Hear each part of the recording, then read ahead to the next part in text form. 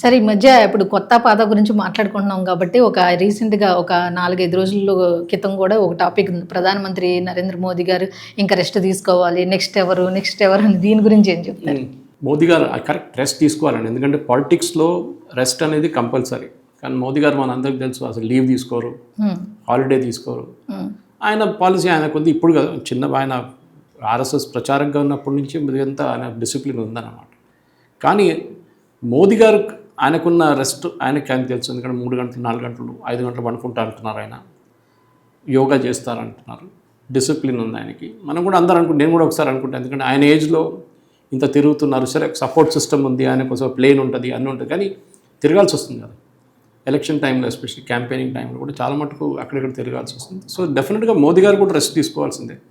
ఎందుకంటే ఇప్పుడు చాలామంది మొన్న జరిగిన ఆర్ఎస్ఎస్ లీడరు సత్సంగ్ చాలకు చెప్పారు కదా 75 సంవత్సరాల తర్వాత రిటైర్ చేయాలని చెప్పినప్పుడు అది పెద్ద కాంట్రవర్సీ. అవును, అదే సార్. అది ఎవరి గురించి కామెంట్, ఆయన గురించి కామెంట్, ఆయన కూడా 75కి వచ్చేస్తున్నారు. లేకుంటే మోదీ గారి గురించి చెప్పారా, మార్గదర్శక మండలికి పంపించాలని మోదీ గారిని ట్రై చేస్తున్నట్టు కాదు.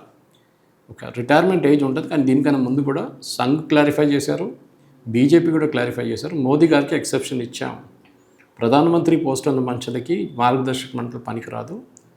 అద్వానీ గారిని మురళీ మనోహర్ జోషి గారిని పక్కన పెట్టింది అది మనందరికీ తెలుసు.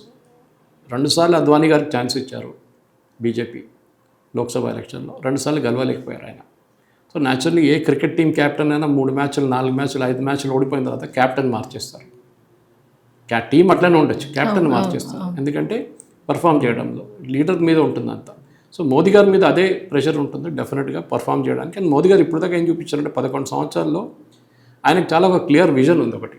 ఓకే, సరే అది కూడా లాంగ్ టర్మ్ విజన్ ఒకటి, షార్ట్ టర్మ్ విజన్ ఒకటి. అమెరికాతో ట్రేడ్ టాక్స్ నడుస్తుంది, చాలా మటుకు ఏం జరుగుతుంది అనక మనకు తెలియదు. పీయూష్ గోయల్ కానీ మిగతా వాళ్ళు మాట్లాడుతున్నారు, నిర్మలా సీతారామన్ ఉన్నారు. కానీ ఎకానమీని, భారతదేశంలో ఉన్న ఎకానమీని ఎట్లా మెయింటైన్ చేసుకున్నారు, ఎస్పెషల్లీ కోవిడ్ తర్వాత మోదీ గారు ఏం చేశారండి.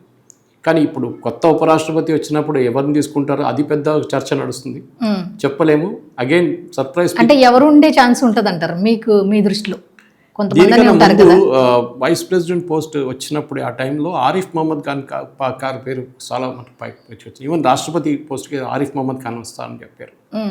అది బీజేపీ ఎందుకు చేస్తున్నారంటే, ఒకటి Arif Mohammad Khan almost right wing అయిపోయారు ఆయన. ఓకే, అలీగఢ్ ముస్లిం యూనివర్సిటీ నుంచి ప్రెసిడెంట్గా ఉన్నప్పటి నుంచి వచ్చిన ఒక మనిషి ఆరిఫ్ మహమ్మద్ ఖాన్. ఆయన షాబాను కేసులో రాజీవ్ గాంధీ క్యాబినెట్ నుంచి రాజీనామా చేసి బయటకు వచ్చిన ఒకటే మనిషి. చాలా గట్స్ ఉండాలి డిసిషన్ కోసం అనమాట.